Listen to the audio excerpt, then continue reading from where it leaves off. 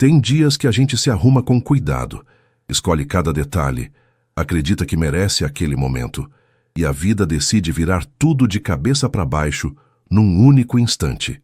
Esta é a história de uma mulher que descobriu, no lugar mais improvável do mundo, que a força que ela mais precisava já estava dentro dela o tempo todo. Prepare o seu coração. Antes de começarmos essa história incrível, não se esqueça de curtir o vídeo, se inscrever no canal O Homem de Ouro e contar pra gente nos comentários de onde você está ouvindo essa história. Eu me lembro do cheiro.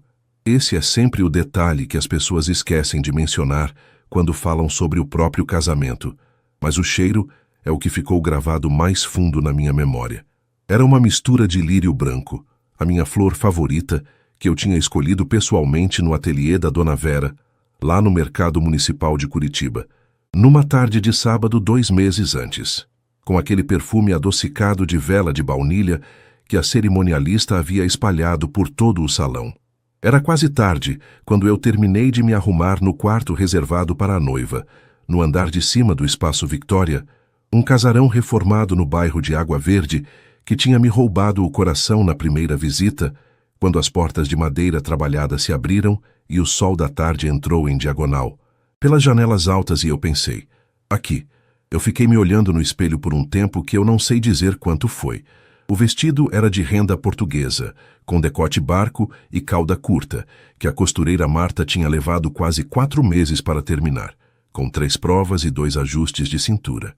Cada ponto daquela renda parecia uma promessa que eu mesma tinha feito a mim mesma, que eu merecia isso, que depois de tudo, depois dos anos de apartamento dividido com 3 pessoas para pagar as contas, das noites estudando para concurso com ventilador barulhento como única companhia, depois de tudo que a vida tinha cobrado de mim, eu merecia um dia assim. Você está absolutamente linda, Lorena, disse a minha mãe, Conceição, com a voz embargada enquanto ajeitava o último alfinete no véu com dedos que tremiam levemente. Ela tinha os olhos vermelhos desde de manhã cedo, quando a gente chegou juntas ao espaço. Minha mãe não chora fácil. Nunca chorou em filme nenhum que eu lembre. Ver ela assim, com as bochechas molhadas e o batom quase desaparecido de tanto ela ficar passando a língua nos lábios de nervoso, me fez apertar o buquê mais forte. O buquê. Lírios brancos mesclados com eucalipto cinza e uma fitinha de cetim cor de marfim que Jaqueline tinha escolhido junto comigo. A Jaque, minha melhor amiga desde os 17 anos, quando a gente se conheceu na fila do RU da Federal, esperando o bandejão com fome de 2 dias, porque a bolsa ainda não tinha caído. Ela tinha me emprestado R$ 20 sem me conhecer, só porque me viu com cara de quem não ia aguentar mais uma aula de cálculo sem comer. Não perguntou meu nome primeiro, só enfiou a nota na minha mão. E desde aquele dia, a gente nunca mais ficou muito tempo longe uma da outra. Ela era minha, madrinha de casamento.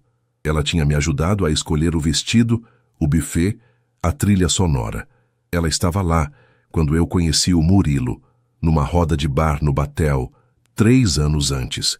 E foi ela que me cutucou no cotovelo e disse em voz baixa, "Para de fingir que você não está olhando para ele."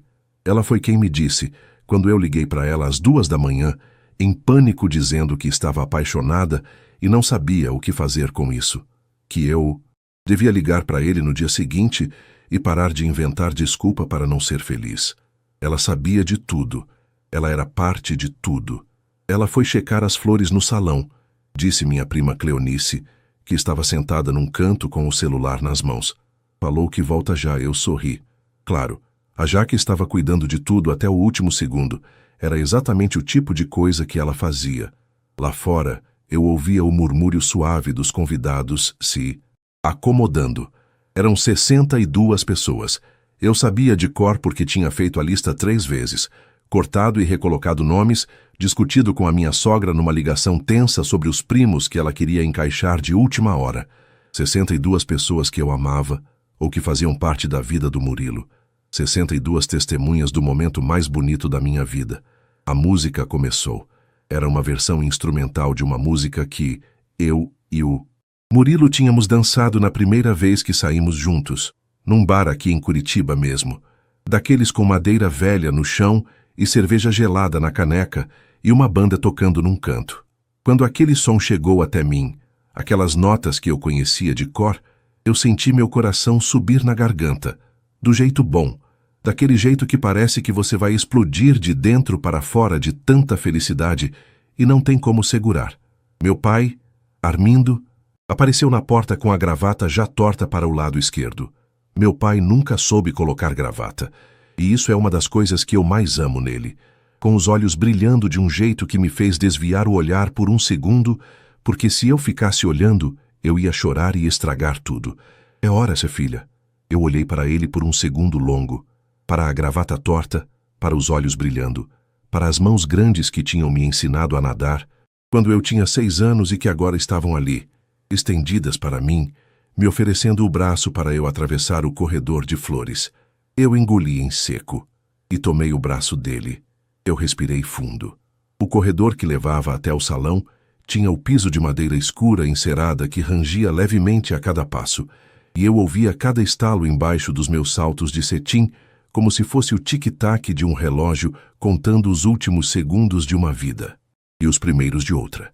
Quando as portas do salão se abriram, o cheiro de lírio bateu em mim de novo, mais concentrado, misturado com o perfume sobreposto de tantas pessoas reunidas no mesmo lugar. As luzes eram quentes, daquele amarelo dourado que faz todo mundo parecer bonito. Os arranjos brancos nas cadeiras criavam um corredor de flores que eu tinha imaginado na minha cabeça centenas de vezes. Mas a realidade era mais bonita do que qualquer imagem que eu tinha construído. Sempre é. O Murilo estava lá no fim do corredor, de terno cinza escuro, com uma flor de lapela combinando com o meu buquê. O cabelo arrumado de um jeito que ele claramente tinha tentado domar com produto, porque as pontas ainda insistiam em se levantar do lado direito do jeito que sempre faziam. Eu vi ele me ver, vi o momento exato em que o olhar dele me encontrou, aquela fração de segundo em que o rosto de uma pessoa se abre completamente antes de ela lembrar que está sendo observada. Vi o sorriso começar pelos olhos antes de chegar à boca, e eu sorri de volta. Apertei mais o braço do meu pai e dei o primeiro passo. Eu não sei em que momento a Jaqueline se moveu. Eu só percebi quando já estava perto do altar, quando o padre Edmilson tinha acabado de abrir o livro sagrado com aquele gesto sério e cerimônico que os padres têm, quando o murmúrio dos convidados já tinha se transformado em silêncio de respeito. Eu percebi, porque vi o Murilo desviar o olhar de mim por uma fração de segundo. Só isso. Para um lado. Eu segui o olhar dele. Jaqueline estava de pé. Não estava sentada na cadeira de madrinha como deveria. Estava de pé 2 passos à frente dos outros convidados, com as mãos entrelacadas na frente do corpo, os nós dos dedos brancos de tanta força. Ela estava olhando para o Murilo com uma expressão que eu nunca tinha visto no rosto dela antes. Uma expressão que eu levei um segundo para reconhecer, porque era o tipo de coisa que a gente conhece quando sente em si mesma, mas nunca espera encontrar no rosto de outra pessoa olhando para o homem que você ama. Murilo, disse ela.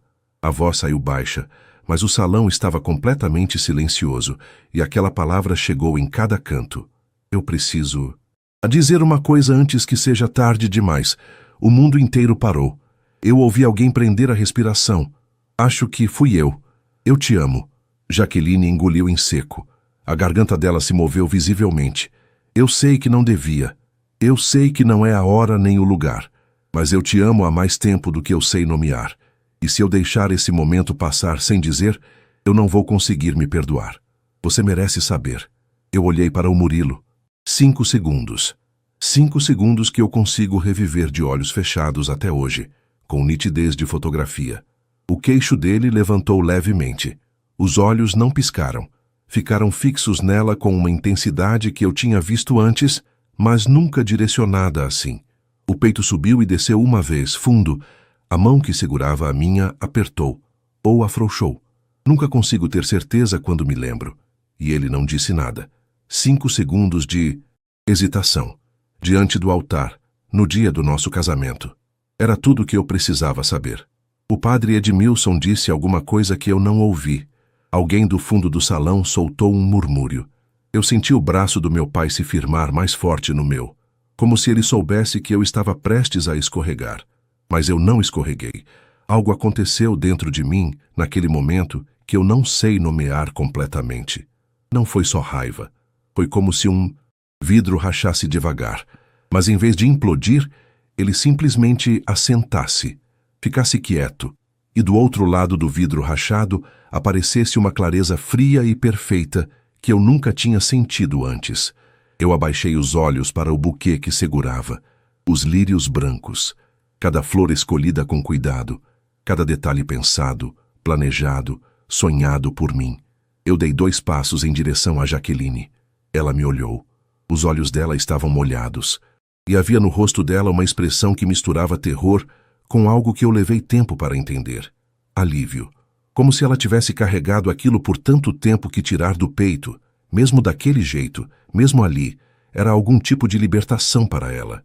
Eu estendi o buquê para ela, com calma, com as 2 mãos, como quem entrega um presente para o qual finalmente encontrou o destinatário certo. E ela pegou, e eu virei as costas. Eu saí, pelo corredor central daquele salão, com 62 pares de olhos cravados em mim, com o cheiro de lírio me seguindo a cada passo, com o rangio ritmado da madeira embaixo dos meus saltos de cetim, ecoando como se fosse o único som existente no mundo. Meu pai tentou me alcançar pelo braço. Eu soltei a mão dele com gentileza, sem pressa, sem raiva, e continuei andando. Eu não chorei ali dentro. Guardei isso para depois. As portas do salão se fecharam atrás de mim com um som suave, quase educado, e o silêncio que ficou do outro lado daquela porta era o silêncio mais pesado e mais cheio que eu já ouvi na minha vida inteira. O estacionamento do Espaço Victória ficava nos fundos, atrás de uma cerca viva de ciprestes que bloqueava a vista da rua.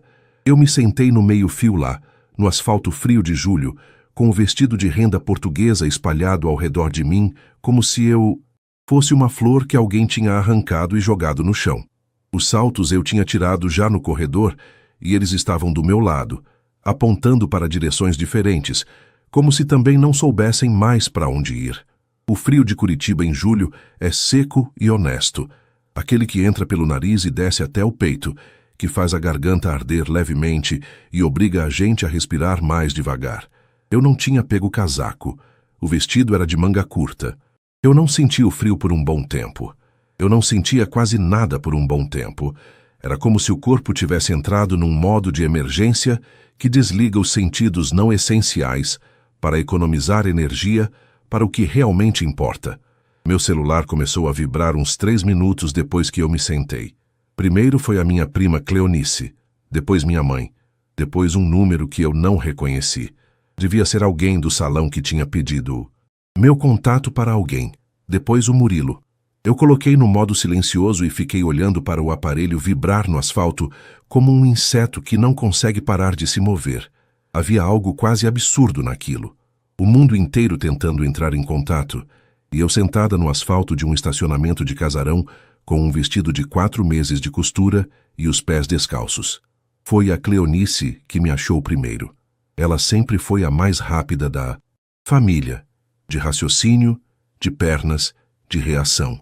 Ela apareceu pelos fundos do casarão com um casaco de lã dobrado nos braços, o batom quase desaparecido, os olhos apertados do jeito que ela faz quando está segurando alguma coisa muito forte por dentro. Achei você, ela disse. Só isso. Ela colocou o casaco nos meus ombros, sem pedir licença. Depois se sentou do meu lado, no meio-fio, com o vestido de madrinha amassando no asfalto sem o menor cuidado. E ficou quieta. Minha prima Cleonice é uma mulher de poucas palavras, e naquele momento isso era exatamente o que eu precisava. Alguém que ficasse presente sem tentar transformar o meu silêncio em conversa, sem precisar preencher cada segundo com conforto que ainda não tinha lugar para pousar. Fiquei assim por quanto tempo? Não sei. O céu de Curitiba naquela tarde de julho era daquele cinza azulado de final de tarde de inverno, o tipo que parece a capa de um livro antigo. Eu olhava para ele tentando entender o que tinha acontecido. Não no sentido prático, no sentido emocional. Como é que você entende, de dentro, que o chão que estava embaixo dos seus pés por anos simplesmente não era o que você pensava que era? Você sabia de alguma coisa? Eu perguntei, sem olhar para a Cleonice. Ela demorou um segundo para responder. Esse segundo me disse tudo. Antes das palavras, eu vi a maneira como ela olhava para eles umas 2 vezes. Ela disse devagar, como quem escolhe cada palavra antes de soltá-la. Num aniversário do Augusto, ali uns 6 meses atrás. E numa vez que você saiu mais cedo de um jantar e eles ficaram. Mas eu pensei que era coisa minha, que eu estava projetando. Não era coisa dela. Lá dentro, eu podia imaginar o caos com alguma precisão cruel. 62 pessoas. Num salão de casamento sem noiva, com o noivo que ainda não tinha saído para me buscar, com a madrinha segurando um buquê que não era dela no meio do corredor. Eu imaginava o murmúrio, aquele tipo específico que acontece quando um grupo de pessoas presencia algo que nenhuma delas sabe como nomear. Imaginava os celulares levantados, porque somos assim, nós humanos, queremos registrar tudo antes de sentir. Imaginava a sogra com a mão na boca. Imaginava o padre Edmilson tentando encontrar alguma palavra adequada para aquela situação, porque ele claramente não tinha treinamento para isso no seminário. O Murilo apareceu uns 15 minutos depois de mim. Eu o ouvi antes de vê-lo. Eram os passos dele no asfalto. Ele tinha esse jeito específico de andar levemente apoiado no calcanhar que eu aprendi a reconhecer nos 2 anos que a gente compartilhou os mesmos andares de madeira. Eu conhecia o barulho dos passos dele, conhecia o barulho da respiração dele de manhã, conhecia o estalar discreto dos dedos que ele fazia quando estava nervoso e nem percebia. Ele parou a uns 3 metros de mim. Eu não me levantei, não virei para olhar. "Lorena", ele disse. A voz estava estranha, com aquela textura que as pessoas têm quando sabem que não têm argumento, mas precisam dizer alguma coisa assim mesmo, quando o silêncio pesa, mais do que a fala errada. Não precisa explicar nada agora, Murilo. Eu preciso sim. Aquilo não foi o que pareceu. Aí eu virei, eu olhei para ele, e eu vi, no rosto dele, exatamente o que eu não queria ver. Não culpa, não remorso, confusão genuína. Como se ele próprio ainda não soubesse com certeza o que queria, e essa dúvida ainda não estivesse resolvida nem depois do que tinha acabado de acontecer. 5 segundos e meu, disse, baixinho. No altar, no nosso casamento, você ficou 5 segundos sem conseguir dizer que me amava mais do que ela. Não foi o que pareceu? Ele abriu a boca, fechou, abriu de novo. Eu fiquei em choque, Lorena. Aquilo foi um choque absurdo. Eu nunca esperava que ela fosse fazer aquilo ali. Murilo? Eu disse o nome dele com uma calma que surpreendeu até a mim. Você ficou 5 segundos hesitando. No altar. Isso é, tudo o que eu preciso saber. Ele ficou quieto. Cleonice estava de pé ao meu lado agora. Ela não tinha dito nada. Só estava lá, firme, como uma parede que aparece do nada quando você mais precisa. A Jaqueline, eu disse, olhando para o Murilo. Faz quanto tempo você sabe que ela sente isso? Lorena, não estou perguntando se aconteceu alguma coisa entre vocês. Estou perguntando faz quanto tempo você sabe dos sentimentos dela. E faz quanto tempo você ficou em dúvida. O silêncio dele foi mais honesto do que qualquer palavra que ele poderia ter dito. Houve uma pausa que durou tempo suficiente para me confirmar tudo. Eu me levantei, peguei os saltos do asfalto, coloquei o casaco que a Cleonice tinha me dado mais firme nos ombros. O asfalto estava frio embaixo dos meus pés descalços e eu senti esse frio subindo pelo tornozelo, pelo calcanhar, como um aterramento, como se aquela frieza concreta fosse a coisa mais real que eu tinha sentido o dia inteiro. Eu vou ficar na casa da minha mãe essa semana, eu disse. A chave do apartamento está na minha bolsa, que está no quarto de noiva lá dentro. Você pode pegar depois que todo mundo for embora. Lorena, não faz isso. A gente precisa conversar. Boa noite, Murilo. Eu e a Cleonice saímos pelo portão lateral do estacionamento. Ela tinha pedido um carro enquanto eu ainda conversava com ele. Eu só percebi quando vi os faróis pararem na rua lá fora. Eu entrei no banco de trás. Cleonice entrou do outro lado. E quando o carro começou a andar pelo asfalto de água verde, quando as luzes da rua começaram a passar pela janela, num ritmo constante e uniforme, aquela coisa que eu tinha segurado desde que saí daquele altar começou finalmente a escorrer. Eu chorei o caminho inteiro, até a casa da Pilsma, minha mãe. No portão. Chorei sem fazer barulho, que é sempre o pior jeito de chorar. Aquele que dói mais porque não tem para onde ir e fica circulando por dentro. Cleonice ficou segurando a minha mão durante todo o trajeto sem dizer nada. E eu serei grata a ela por isso pelo resto da minha vida. A casa da minha mãe cheirava a almôndega. Ela tinha feito, antes mesmo de saber o que tinha acontecido, antes de eu ligar pedindo para ficar, por um desses instintos maternos que não tem explicação racional, a minha comida favorita de infância. Eu entrei pela porta, sentei na cadeira da cozinha, que sempre foi minha desde que eu me entendo por gente, e comi em silêncio enquanto ela ficava parada perto do fogão, fingindo que estava com alguma coisa para fazer, e de vez em quando colocava a mão no meu ombro por um segundo. Na semana que se seguiu, eu aprendi algumas coisas que eu preferia não saber. E aprendi também algumas que eu precisava saber e que só a dor ensina. Aprendi pela Cíntia, uma amiga do nosso grupo que ficou do meu lado sem vacilar desde o primeiro dia, que a Jaqueline tinha contado para pelo menos 3 pessoas que havia uma coisa complicada com o Murilo. Não diretamente, mas com aquelas meias palavras que as pessoas usam quando querem que alguém pergunte mais.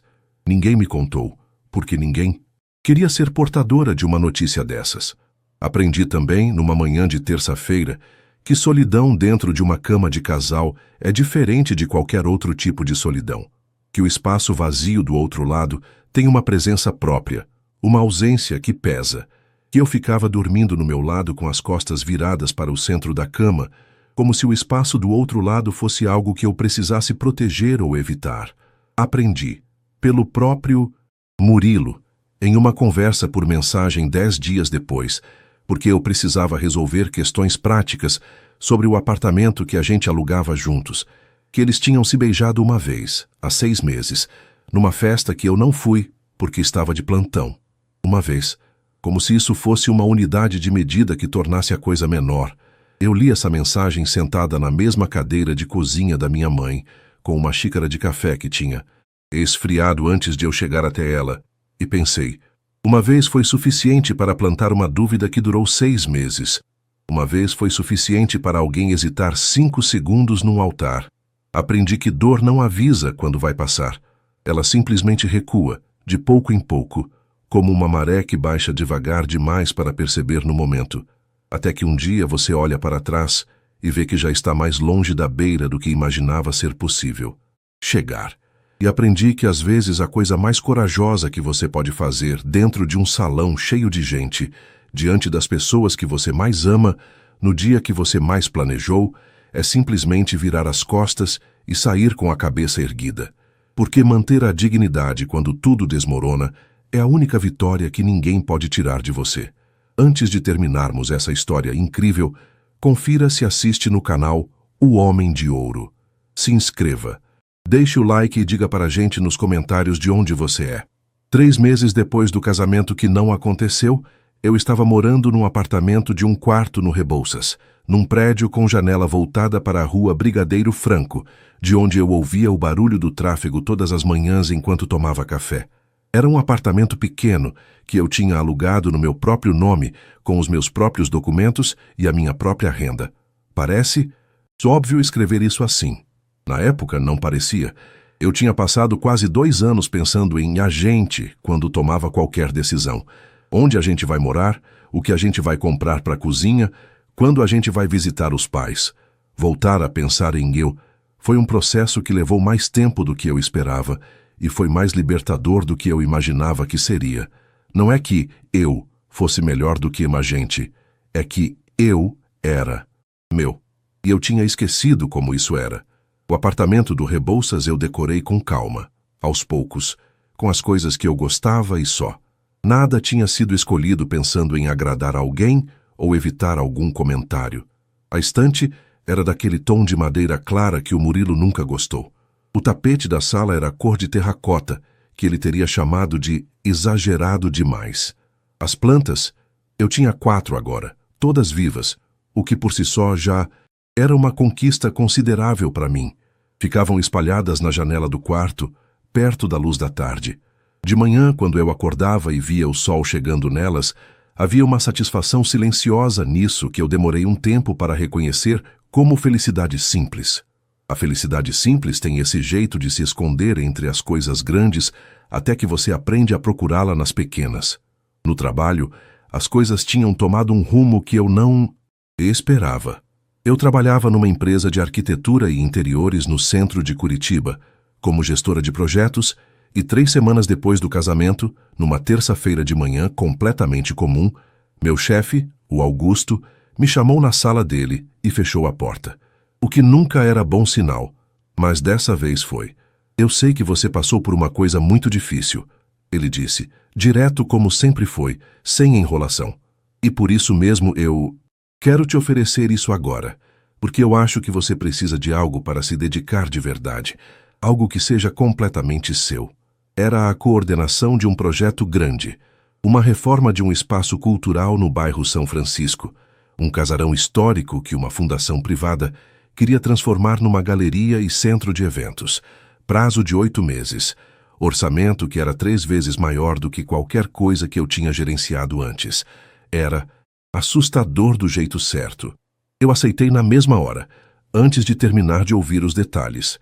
Aqueles 8 meses foram os mais intensos da minha carreira. Eu chegava cedo, 6h30, 7 da manhã às vezes. Ficava até o escritório escurecer lá fora. Aprendi coisas que o meu curso não tinha me ensinado. Errei algumas vezes e corrigi sem drama. Briguei com o fornecedor e resolvi sem ranço. Havia dias em que eu saía do escritório tão cansada que adormecia no sofá antes de jantar, com o notebook ainda aberto na mesa de centro e uma xícara de chá que eu tinha esquecido de tomar. Esses eram, estranhamente, os dias em que eu dormia melhor. Quando o espaço cultural foi inaugurado, numa quinta-feira chuvosa de abril, com as luzes novas iluminando as paredes de tijolos históricos que a gente tinha decidido deixar aparentes depois de 3 reuniões calorosas com a fundação, com o piso de cimento queimado que eu tinha escolhido pessoalmente depois de testar 7 amostras, eu fiquei parada na entrada por um tempo que eu não consegui medir. Olhando, a chuva batia nas janelas novas lá de dentro e o barulho dela misturado com as vozes dos convidados criava uma acústica que eu não tinha planejado, mas que ficou perfeita. Era meu. Não no sentido de propriedade, no sentido de que eu tinha colocado algo de mim ali que não ia embora quando eu saísse. O Augusto veio até mim naquele momento e ficou parado do meu lado, olhando para o salão cheio de gente. Você fez isso, ele disse. Eu não respondi nada. Não precisava. As notícias sobre o Murilo e a Jaqueline chegavam de forma fragmentada, como sempre chegam essas coisas, por meio de uma frase solta que alguém deixa escapar sem querer, de uma foto que aparece no perfil de um conhecido em comum, de um sabia que eles, dito num almoço de família. Eu ouvia com a mesma calma com que se ouve a previsão do tempo de uma cidade em que você não mora mais. Soube que eles tinham ficado juntos formalmente uns 2 meses depois do casamento. Soube que a mãe do Murilo não aprovou. O que, pensando bem, era a única coisa naquela história que não me surpreendeu absolutamente nada. Soube que alguns dos amigos em comum tinham se afastado dos dois, não necessariamente por minha causa, mas porque ninguém gosta muito de conviver perto de uma história que começa com traição, mesmo que não seja diretamente afetado por ela. E soube, pelo próprio Murilo, que me mandou uma mensagem num sábado de manhã que eu guardo no celular não por mágoa, mas porque ela me diz alguma coisa verdadeira. Lorena, eu sei que não tenho direito de pedir nada, mas eu precisava te dizer que eu entendo agora o que você fez naquele dia e que eu fui um idiota. Espero que você esteja bem, você merece estar. Eu li a mensagem 3 vezes. Depois coloquei o celular na mesa da cozinha, fui regar as minhas plantas e continuei o meu dia. O que acontece com a Jaqueline é a parte da história que as pessoas sempre querem saber primeiro, porque acham que é onde está a vingança. E eu entendo esse impulso. Faz sentido querer saber se quem errou pagou por isso. Mas a verdade é que o que aconteceu com a Jaqueline foi apenas uma consequência natural das escolhas que ela fez. Não fui eu que causei. A vida simplesmente seguiu. A gente não se falou mais depois daquele dia. Ela tentou me ligar 2 vezes na semana seguinte. Eu não atendi. Ela mandou uma mensagem longa que eu li até o fim e que terminava dizendo que ela tinha perdido o controle dos sentimentos e que me pedia perdão. Eu não, respondi. Não por raiva, né? Ou não só por isso, mas porque eu genuinamente não tinha mais nada a dizer. A amizade que a gente construiu em mais de uma década tinha terminado naquele corredor, quando ela ficou de pé com as mãos entrelacadas e fez a escolha que fez. Eu não tenho como reconstruir aquilo, e também não quero. Não toda ruptura precisa ser remendada. A cena dramática, a humilhação pública, o momento cinematográfico em que eu apareço triunfante, não aconteceu do jeito que as histórias costumam prometer. O que aconteceu foi mais silencioso e, na minha opinião, muito mais real. Eu estava num evento de arquitetura em novembro, numa galeria no Batel, um daqueles vernissages com vinho branco e mesa de frios que todo profissional da área frequenta mesmo quando não está com vontade. Eu estava conversando com uma arquiteta de São Paulo que eu tinha conhecido num projeto colaborativo quando os vi entrando juntos pela porta de vidro. Ela estava com um vestido que eu conhecia. Ela tinha comprado numa tarde em que a gente saiu juntas, antes do casamento, numa loja na Rua 15. O Murilo estava de blazer escuro, o cabelo domado do jeito que ele conseguia manter por algumas horas, antes das pontas voltarem. Eles pareciam um casal que está tentando parecer bem. Existe uma diferença entre parecer bem e estar. Bem que se vê de longe quando você já esteve nos dois lugares. Eu os vi antes de eles me verem. E sabe o que eu senti? Nada que eu esperava. Nenhuma raiva queimando no peito, nenhum nó na garganta, nenhuma vontade de me esconder atrás de alguém ou de sair antes que eles me vissem. Eu senti que eram duas pessoas que eu conheci um dia, que fizeram escolhas ruins e que estavam vivendo dentro das consequências dessas escolhas. E que aquilo não tinha mais nada a ver comigo. A Jaqueline me viu primeiro. Ela ficou imóvel por um segundo. Eu vi o instante em que o corpo dela registrou minha presença antes da cabeça saber o que fazer com isso. Eu dei um passo na direção dela, sem pressa, sem drama, e disse: "Oi, Jaque, tudo bem?" Ela disse que sim, com uma voz pequena que eu nunca tinha ouvido nela antes. O Murilo ficou próximo, com aquela expressão de quem não sabe onde. Colocar as mãos num momento como esse. Eu disse oi para ele também. Cordial, breve, natural. E voltei para a minha conversa com a arquiteta de São Paulo, que estava me explicando sobre um projeto em que ela queria minha consultoria. Eles ficaram mais meia hora e foram embora cedo. Eu fiquei até o final.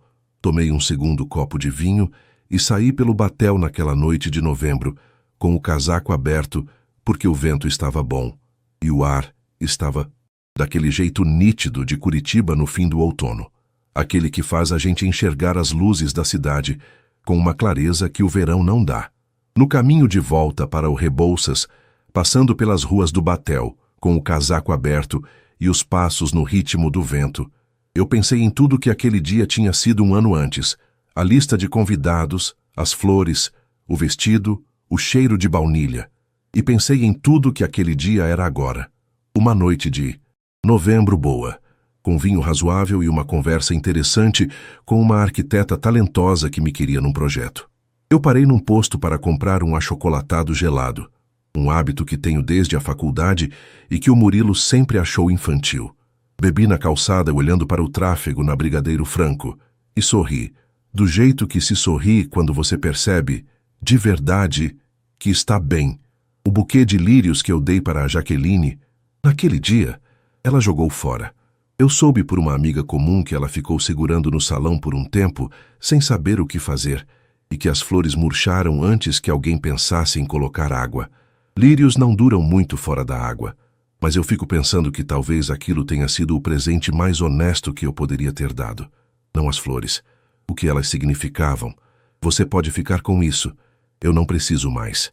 Esse foi o final. Espero que tenha gostado. Um abraço do Homem de Ouro. Até a próxima.